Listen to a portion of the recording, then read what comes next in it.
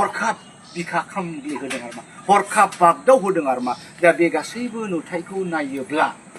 Lawrence इस्लारि versus सेउलि महिलारि बे मोननैनि दावहायाव आं सानदों सेउलि मेडामनि थाखाय बिमानि समान प्रमिला रानी ब्रह्मखौ रुखु रुखु गाबहोनाया मोजां फिथाइ थायनाय नङा दां समान समान इउटिउबार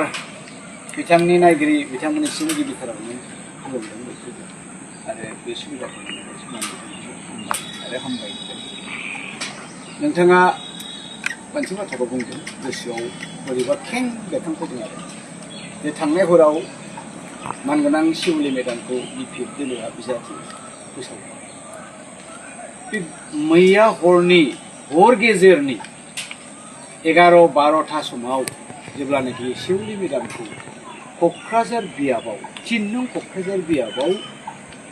बिजाथि महरै फोसावो अब्ला मोनसे नुथायखौ आं नुनानै बोरैबा खें गाबखांनाय मोनदों आरो बे जाहैबाय जोंहा आब' प्रमिला रानी ब्रह्म जि मोदै रुखु मोदै हुगारबाय नोंगौ बरजन मोसाहारिया 15 दिनसो सिगां जे आब' प्रमिलाया टिकेट गैयाबा हामसिगौमोन जिरायथ'बा हामसिगौमोन गोबां खोथा होननाय जादों नाथाय मैयानि नुथायखौ नुनानै जि दुखु मोनदों जे सासे बिमाया टिकेट मोनैनि थाखाय मोदै रुखु गाबनांनायखौ आंबो सहाय हायाखै बड'लेण्ड बिजेननाय एबसुनि आन्दलन बै समनिफ्राय आइजोफोरनि गेजेराव बेबायदि बारग' रोंग' राग' आइजोखौ जोङो मोनामोन नाथाय आब' प्रमिलाया बे रलखौ लाबोदों बिब' गेदेरनि रल लानानै बिमानि रल लानानै सोमावसारनायखौ बड'फा उपेन्द्र नाथ ब्रह्म सानसुमा खुंगुर बिथांमोनजों समान सोमावसारदों बिथाङा दिनै देरहालागि दा देरहा मैया जुदि बिथांनो टिकेटखौ होयोमोनब्ला निस्सय बे नुथायखौ जों नुनाय नङामोन आं बेखायनो दुखु मोनदों सेउलि मेडामनि फारसे बे सासे बिमाखौ मोदै रुखु गाबहोनाया मोजां जानाय नङा खोमा आं सानदों आरो फार्स्टलि नोंथाङा बेखौबो बुंदों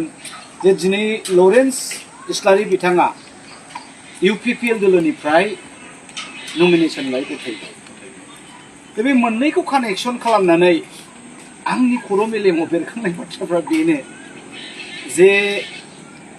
सेउलि मेडामनि थाखाय बे बाराव निश्चय बारा मोजां जानाय गोबां रायजो राजाया आब' प्रमिला रानीखौ मोजां मोनखोमायोमोन बिथांनि फारसे मोनसे सिम्पेथि अनखांनाय दंमोन बै रायजो राजाया बिपिएफनिब्लाबो निश्चय सेउलि बिथांनो भटखौ होनाय नङा बायदि आं मोनदों दा बेखाय बे बेलायाव आरो नैथि जाहोना जाहैबाय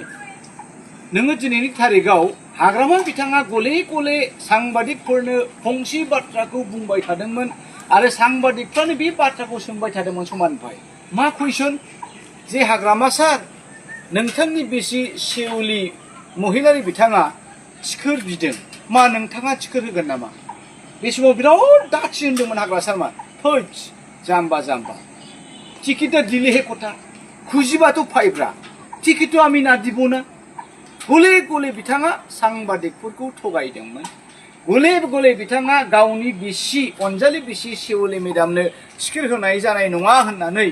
मिडिया आरो लाख बिटिसि बाथिनि रायजोफोरखौ थगायबोदोंमोन नाथाय थांनाय हराव बिथाङा हरखाबै गाव बुंनाय खोथाफोरखौ गासिखौबो जोथोबजोबनानै जेब्लानाखि सेउलि मेडामनो टिकेट फोसावो अब्ला जों बयबो आसरित नांदों दा बेखाय गावनि बिब' गेदेर प्रमिला रानी ब्रह्मखौ थगायनानै फोथाय खेबस' खालामनानै लाख रायजो राजाखौ थगायनानै बिसिनो टिकेट होनाया मोजां जानाय नङा आं सानदों 3 नाम्बार खोथा नोंथांनि सोंलुआव आं बेखौबो सानदों नायदो दिनैनि थारिखआव हाग्रामा महिलारि बिथाङा दिनै बिटिआरनि बिटिसिनि चिफ सिइएम थांनाय 17 बोसोरावबो बिथाङा बिटिसिनि चिफमोन बिथाङा दिनै मा सुबिदा मोनदों मा सुबिदा मोनाखै बिथां आरो बिथांनि न'खराव दिनै मा दङ आरो मा गैया बे गासैबो थासेयावबो दिनै सेउलि मेडामा हाग्रामा महिलारिनि बिसि मानगोनां शिवली मेदामा सिखिर नागिरनाया जोंनि थाखाय बे गोदान राव जाबाय। आङो होननो नागिराखै जे शिवली मेदामा सिखिर बिनायनि मोन्थाय गैया, बे बाथ्रा नङा। साफ्रोमबो बिटिआरनि सिटिजेना, साफ्रोमबो बिटिआरनि थागिबिया, बनाफाइड थागिबिया सिखिर बिनायनि मोन्थाय दङ, गणतान्त्रिक अधिकार दङ। नाथाय बिसाया दिनै बिटिसिनि 17 बोसोर सिप जाबोनाय, दिनै बिटिआरनि 5 बोसोरनि थाखाय CM जानाय, बे थासेयावबो बिथाङा दिनै सिखिर बिनाया मोनसे गोदान राव जादों। बेयो मोनसे नेपटिज्म जाबाय, बेयो मोनसे नेपटिज्म जाबाय। नायदो नोङो फैबाय थानाय समाव बे देबोरगाव समस्तिनिफ्राय, बे क'क्राझार समस्तिनिफ्राय खुनु रावबो रोंगौथि गोनां लाइमोनफोरा आरो सिखिर बिनो हानाय नंलिया, केन्डिडेट जानायनि सिमां नुनाय नंलिया, MCLA EM जानायनि सिमां नुनो मोननाय नंलिया, MLA MP जानायनि सिमां नुनो मोननाय नंलिया। हाग्रामा सारनि उनाव दिनै शिवली मेदामा MLA जानो थांगासिनो दङ। शिवली मेदामनि उनाव बिथांनि बिसाफ्रा माब्लाबा MCLA माब्लाबा EM जानो थांगासिनो दङ। बेबायदि परियाल केन्द्रिक राजनितिगा दिनै जोंनि बिटिआर बासिनि बे क'क्राझार ओनसोलनि, देबोरगाव ओनसोलनि रायजो राजाखौहाय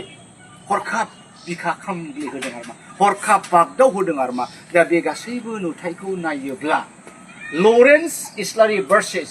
शिवली महिलारि, बे मोननैनि दावहायाव आं सान्दों शिवली मेदामनि थाखाय बिमानि समान प्रमिला रानी ब्रह्मखौ रुखु रुखु गाबहोनाया मोजां फिथाइ थायनाय नङा दां समाव।